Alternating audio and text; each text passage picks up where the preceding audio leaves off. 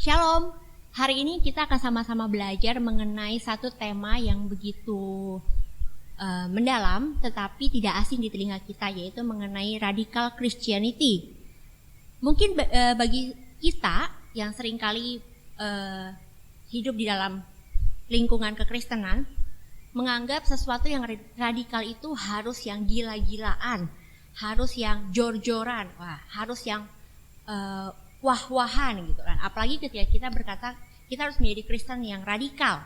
Nah, tetapi apa sih sebenarnya yang Alkitab katakan mengenai menjadi pribadi yang radikal? Apakah harus memang gila-gilaan untuk Tuhan atau apa? Mari kita lihat bagaimana Alkitab mengajarkan kita menjadi pribadi yang radikal. Saya mengambil satu ayat, satu perikop di dalam 2 Timotius pasal yang ketiga. Ayat yang pertama sampai dengan yang ke-10 mengatakan demikian. Keadaan manusia pada akhir zaman. Ketahuilah bahwa pada hari-hari terakhir akan datang masa yang sukar. Manusia akan mencintai dirinya sendiri dan menjadi hamba uang. Mereka akan membual dan menyombongkan diri mereka.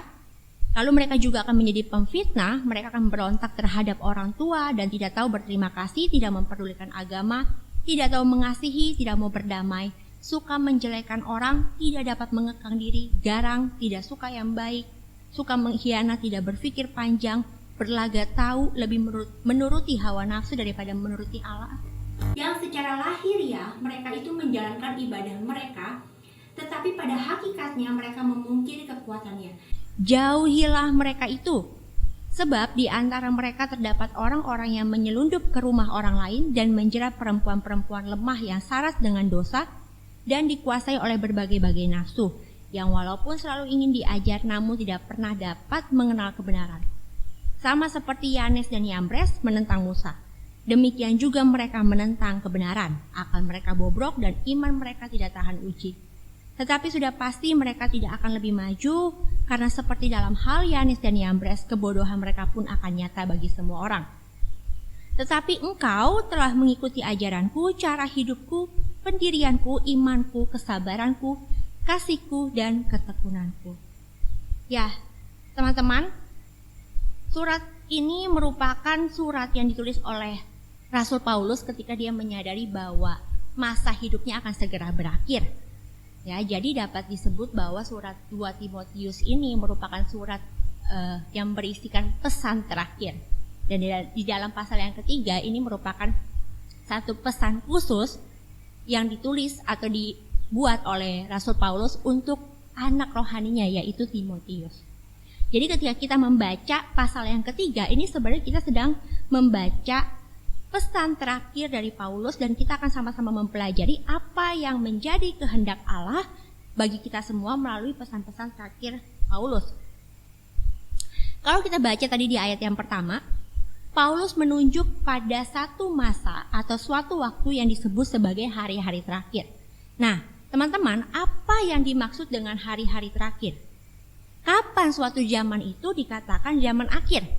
Kalau teman-teman di rumah membaca ya di dalam Ibrani yang pertama ayat yang ke-1 sampai dengan yang kedua dan Ibrani yang ke-9 ayat yang ke-26, kita akan mengetahui atau bisa menyimpulkan bahwa hari-hari terakhir atau zaman akhir itu adalah suatu zaman yang dimulai dari sejak 2000 tahun yang lalu, yang pada saat Yesus datang ke dunia, mati dan bangkit, dan berlangsung hingga zaman akhir atau akhir zaman di mana Yesus datang kedua kalinya, dan kita adalah orang-orang yang saat ini sedang berada di masa-masa zaman akhir.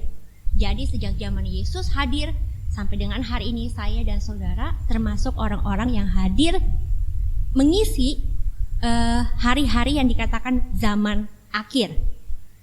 Nah, apa yang Alkitab katakan tentang hari-hari terakhir dan zaman akhir ini? Dikatakan bahwa akan datang masa yang sukar, yaitu satu masa yang bahaya, masa yang susah, masa yang liar, yang brutal. Kenapa? Karena masa ini ditandai dengan munculnya manusia yang hidup dalam moral yang bobrok, menolak otoritas dan hidup dalam kemunafikan. Jadi orang-orang atau zaman akhir itu adalah zaman yang diwarnai dengan orang-orang yang hidup di dalam kemunafikan dan moral yang bobrok. Nah, menariknya di dalam ayat yang kedua sampai yang ketujuh, Paulus juga mengatakan bahwa manusia zaman akhir itu akan menjadi seorang yang love ambivalency. Apa itu? Yaitu mempraktekkan cinta yang aneh sekali. Kalau saudara baca di dalam ayat yang kedua sampai yang ketujuh dikatakan demikian. Kita bisa menemukan 3 pokok yang saling bertentangan. Di satu sisi, orang akan menjadi narsis, mencintai dirinya sendiri. Menjadi materialistik, mencintai uang, hedon, ya. Lalu juga menjadi orang yang sangat hedonistik. Nah, tetapi di saat yang bersamaan, orang-orang juga menjadi orang-orang yang tidak mau mencintai atau mengasihi sesamanya. Jadi orang-orang yang hidup di akhir zaman ternyata adalah orang-orang yang memiliki ambivalensi dalam dirinya. Satu sisi dia mengasihi dirinya, mencintai dirinya, tetapi di sisi lain dia membenci atau tidak mengasihi orang lain. Di satu sisi dia mencintai uang, tetapi di satu sisi dia tidak suka dengan sesuatu yang baik. Di satu sisi dia sangat hedonistik, dan di satu sisi lagi dia lebih menuruti hawa nafsu daripada menuruti Allah. Dikatakan manusia yang seperti ini juga manusia yang hidup di dalam religion ambivalensi, yaitu mempraktekkan cara beribadah yang aneh. Kenapa? Karena dikatakan juga di ayat yang kedua sampai yang ketujuh. Secara lahiriah mereka adalah orang-orang yang menjalankan ibadahnya. Mereka menjalankan sikap hidup yang sangat religius. Namun pada hakikatnya, pada kenyataannya, di saat yang bersamaan mereka menunjukkan bahwa apa yang mereka lakukan itu salah. Mereka tidak menghidupi ibadah itu. Mereka adalah orang-orang yang selalu ingin diajar namun tidak pernah dapat mengenal kebenaran. Artinya mereka selalu ingin diajar untuk mengetahui kebenaran, tetapi mereka tidak pernah dapat betul-betul menghidupi pengenalan akan Allah yang benar. Nah, itulah kondisi dunia saat ini di mana kita tinggal, saudara. Dan Paulus katakan di dalam Galatia pasal yang pertama yang keempat bahwa dunia yang kita tinggali ini adalah dunia yang jahat. Bisa kita pahami bahwa di satu sisi hari-hari terakhir ditandai oleh suatu masa yang sukar, berbahaya dan liar karena diisi oleh manusia yang hidupnya ada ambivalensi diri. Namun di sisi lain, pada saat yang bersamaan Allah juga membangkitkan dan terus bekerja dalam hidup umat pilihannya, sehingga bukan hal yang mustahil jika ada orang-orang seperti Paulus dan Timotius muncul dalam sejarah dunia ini dan hidup secara radikal dalam kekristenan. Menariknya, teman-teman, di dalam ayat yang ke-10, Paulus mengatakan begini. Paulus tidak hanya menunjukkan bahwa masa yang sukar atau pada hari-hari terakhir, namun juga dikatakan pada hari-hari terakhir ada orang-orang seperti Timotius yang memiliki hidup yang baru dan sama sekali berbeda dari gaya hidup dunia yang ambivalen ini. Disebutkan bahwa Timotius adalah anak muda yang telah mengikuti. Artinya Timotius sangat mengikuti, sangat memahami dengan betul-betul utuh, memahami apa yang apa yang diteladani oleh Paulus ya. Nah, sekarang kita melihat apa sih sebenarnya yang dipahami dan diikuti oleh Timotius dari Paulus. Yang pertama, kita ada 3 poin. Yang pertama adalah ajaran Kristen. Di dalam Kolose 1 ayat yang ke-27 sampai 29, Paulus memiliki ajaran yang seperti ini. Yaitu dia punya prinsip bahwa Kristuslah yang menjadi pusat dalam hidupnya. Nah, Kristus yang seperti apa? Kristus yang merendahkan dirinya untuk menyatakan dirinya dalam rupa manusia sebagai hamba dan mati di kayu salib dan bangkit dari antara orang mati. Jadi, satu teladan ajaran Paulus yang diteladani oleh Timotius adalah topik dari seluruh ajaran Paulus ialah Kristus yang menjadi semua dan di dalam segala sesuatu. Semua dipandang dari sisi Kristus dan semua dikembalikan kepada Kristus. Itulah ajaran yang dimiliki oleh Timotius sebagai orang yang dipandang berbeda yang hidup di zaman akhir. Yang kedua adalah cara hidup. Di dalam Galatia 2 ayat 19b sampai 20 dikatakan, "Bukan lagi aku sendiri yang hidup, melainkan Kristus yang hidup di dalam aku.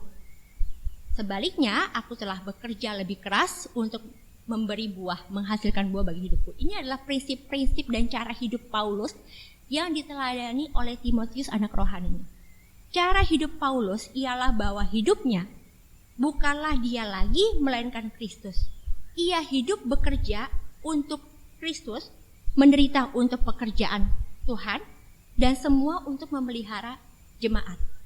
Cara hidup yang seperti inilah yang diteladani oleh Timotius dari Paulus. Lalu yang berikutnya adalah pendirian, artinya prinsip hidup atau tujuan hidup. Apakah tujuan hidup Paulus? Tujuan hidupnya terletak di dalam Filipi 1 ayat yang ke-21 sampai 22. Karena bagiku hidup adalah Kristus dan mati adalah keuntungan. Tetapi jika aku harus hidup di dunia ini, itu berarti bagiku bekerja memberi buah. Pendirian Paulus ialah bahwa seluruh tema kehidupannya ialah Kristus. Baginya hidup adalah Kristus dan mati adalah keuntungan. Hidup baginya adalah bekerja memberi buah bagi jemaat. Nah, saudara, teman-teman semua, inilah yang disebut dengan kekristenan yang radikal. Bukan berbicara mengenai yang jor-joran, wah-wahan, bikin acara gereja yang gila-gilaan ya. Tetapi radikal di sini adalah memiliki cara hidup yang berbeda di tengah-tengah dunia yang dikatakan zaman akhir ini. Kita tahu Paulus mengatakan bahwa zaman akhir ini diisi oleh orang-orang yang moralnya bobrok. Tetapi menjadi orang-orang yang radikal dalam kekristenan adalah menjadi pribadi yang berbeda dari mereka semua. Dengan kata lain, radikal Christianity yaitu adalah hidup yang baru dan berbeda dari dunia ini, di mana hidup kita itu adalah hidup yang didasarkan pada Kristus semata. Orang yang radikal itu adalah orang-orang yang hidupnya dipusatkan kepada Kristus dan Kristus yang menjadi pusatnya. Ini menjadi sebuah perenungan bagi saya dan teman-teman sekalian. Sudahkah saya dan kalian menjadi orang yang radikal di dalam hidup ini, menjadi orang yang berbeda dari orang-orang yang mewarnai zaman akhir ini? Apakah kita sudah menjadi pemuda atau pribadi yang mengikuti ajaran yang diajarkan oleh Paulus, atau kita sedang membentuk ajaran, doktrin, karakter kita sendiri? Sudahkah kita memiliki cara hidup yang seperti ini? Rela berkorban, rela melakukan semuanya untuk Kristus. Tujuannya adalah untuk memelihara dan memikirkan jemaat. Hati yang tidak mementingkan diri sendiri. Jika belum, maka jangan pernah kita menyebut diri kita sebagai pelayan Kristus. Dan saudara, sudahkah kita di dalam hidup kita ini sama seperti Timotius dan Paulus, memberi buah? Sudahkah pusat kehidupan kita adalah Kristus? Dan sudahkah jemaat atau gereja atau komunitas kita berbuah? Tempat di mana kita bertumbuh saat ini, sudahkah komunitas kita berbuah? Jika belum, maka kita bisa memahami bahwa kita belum bekerja apa-apa di dalam hidup ini. Pilihan ada di tangan kita. Kita memilih menjadi kelompok yang hidup di dalam moral yang bobrok, atau memilih menjadi orang-orang Kristen yang radikal dalam arti memiliki kehidupan yang berbeda dengan dunia ini. Orang-orang Kristen adalah orang-orang yang mendapatkan panggilan khusus dari Allah untuk menjadi berbeda dari dunia ini. Mari saya dan saudara kita sama-sama renungkan, dan tidak hanya renungkan, tetapi malam hari ini kita sama-sama merubah mindset kita dan merubah pola pikir kita. Radikal bukan hanya berbicara tentang acara yang wah, yang gila-gilaan, tetapi tentang memiliki cara hidup dan prinsip hidup yang berbeda dari dunia. Tuhan Yesus memberkati.